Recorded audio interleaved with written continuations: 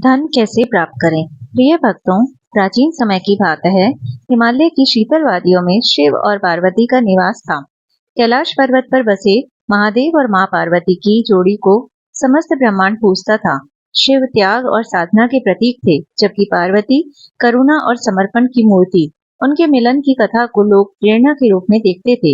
एक दिन मां पार्वती ने भगवान शिव से कहा, स्वामी, संसार में बहुत से लोग दुखी हैं, विशेषकर वे लोग जो आर्थिक कठिनाइयों से जूझ रहे हैं।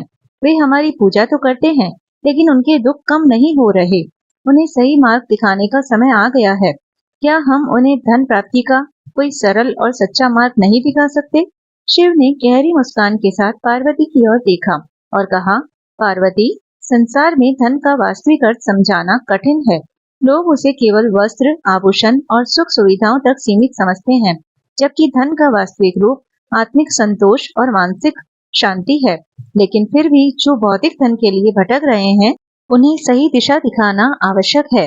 माँ पार्वती ने प्रेम पूर्वक पूछा, स्वामी, वह मार्ग क्या है?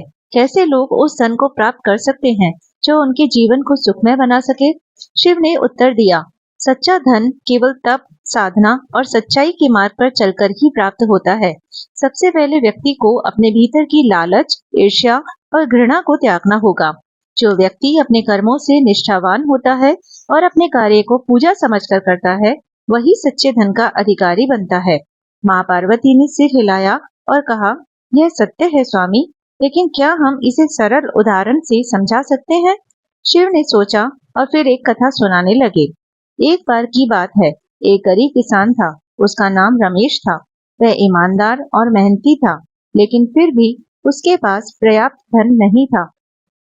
वह शिव और पार्वती की पूजा करता था और हर दिन यही प्रार्थना करता था कि उसे पर्याप्त धन प्राप्त हो, ताकि वह अपने परिवार का पालन पोषण कर सके। लेकिन कई वर्षों तक उसकी स्थिति में कोई सुधार नहीं आया। एक दिन थक कर उसने कैलाश पर्वत की ओर चलने का निर्णय लिया। वह भगवान शिव से मिलना चाहता था और उनसे पूछना चाहता था कि आखिर उसकी पूजा और परिश्रम के बावजूद उसे धन क्यों नहीं प्राप्त हो रहा। कई दिनों की यात्रा के बाद रमेश अंततः कैलाश पर्वत पहुंचा। वहां उसने शिव और पार्वती की साधना करते हुए देखा। वह उनके सामने झुका और अपनी व्यथा बताई। रमेश ने कहा, भगवान, मैं आपके चरणों में वर्षों से पूजा कर रहा हूँ। मैं दिन रात मेहनत करता हूँ, फिर भी मुझे वह धन प्राप्त नहीं हो रहा जिसकी मुझे आवश्यकता है। क्या आप मुझे ये बता सकते हैं कि मैं कहाँ गलती कर रहा हूँ? शिव ने उसे ध्यान से सुना और मुस्कुराते हुए कहा, रमेश, तुम धन की तलाश में हो, लेकिन क्या तुमने कभी सोचा है कि वास्तविक धन क्या है? तुमने केवल भौतिक वस्त्र और भोजन की कमी को धन की कमी समझा है, लेकिन असली धन तो आत्मा की संतुष्टि और मन की शांति है। रमेश ने आश्चर्य से पूछा, लेकिन भगवान, मैं अपने परिवार की देखभाल करना चाहता हूँ। क्या यह भी धन की कमी नहीं है? शिव ने उत्तर दिया, यह सच है, लेकिन केवल धन की पूजा करके या उसे पाने की इच्छा में खो जाने से कुछ नहीं होगा। धन कर्म के परिणाम स्वरूप मिलता है। जिस व्यक्ति का दिल साफ और नीयत सच्ची होती है, उसे सदा पर्याप्त मिलता है। लेकिन तुम्हें कुछ और करना होगा। तुम अपने परिश्रम के साथ साथ लोगों की सेवा भी करो। जो लोग समाज में सेवा करते हैं, उनकी पूजा सच्ची मानी जाती है और सेवा के फलस्वरूप उन्हें आंतरिक और बाहरी दोनों प्रकार का धन प्राप्त होता है। रमेश को यह बात समझ में आ गई, लेकिन वह अभी भी थोड़ा असमंजस में था। तब माँ पार्वती ने प्रेम से कहा, रमेश, सेवा के साथ साथ तुम्हें धैर्य और संतोष को अपनाना होगा। यदि तुम संतोष नहीं पाओगे, तो तुम्हें चाहे कितना भी धन मिल जाए, वह तुम्हें सुख नहीं देगा। जीवन में सेवा, धैर्य और परिश्रम का महत्व समझो। जब तुम इन गुणों को अपने जीवन का हिस्सा बना लोगे, तब तुम्हें वह सब प्राप्त होगा जिसकी तुमने कभी कल्पना भी नहीं की होगी। रमेश ने सिर झुकाकर कहा, मैं समझ गया माँ। अब मैं अपनी जिंदगी का उद्देश्य समझ चुका हूँ। मैं केवल अपने लिए नहीं, बल्कि दूसरों के लिए भी परिश्रम करूंगा और अपने कर्मों को पूजा समझूंगा।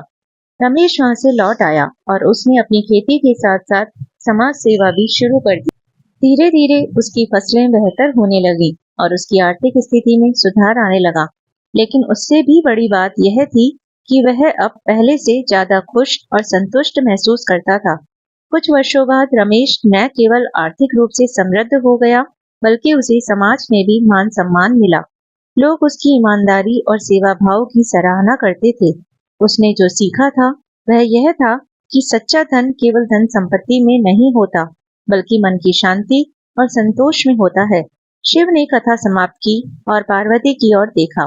माँ पार्वती मुस्कुराई और बोली, स्वामी, यह कथा निश्चित रूप से लोगों को धन प्राप्ति का सच्चा मार्ग दिखाएगी।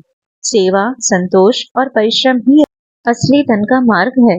जो इस मार्ग पर चलेगा उसे कभी कोई कमी नहीं होगी। शिव ने सहमति में सिर हिलाया और कहा, सही कहा पार्वती, यह मार्ग केवल भौतिक संपत्ति का नहीं, बल्कि आत्मिक संपत्ति का भी द्वार खोलता है। जब लोग इसे समझेंगे तो उनका जीवन सदा के लिए बदल जाएगा। इस प्रकार शिव और पार्वती ने संसार को धन प्राप्ति का सच्चा मार्ग दिखाया, सेवा, धैर्य और संतोष का मार्ग। यह कथा उन लोगों के लिए एक प्रेरणा बनी जो भटक रहे थे और धन के पीछे भाग रहे थे। उन्हें अब समझ आ गया था कि सच्चा धन केवल संपत्ति नहीं, बल्कि आत्मिक संतोष में है। कथा की सीख। सच्चा धन केवल भौतिक संपत्तियों में नहीं, बल्कि सेवा, संतोष और परिश्रम में है।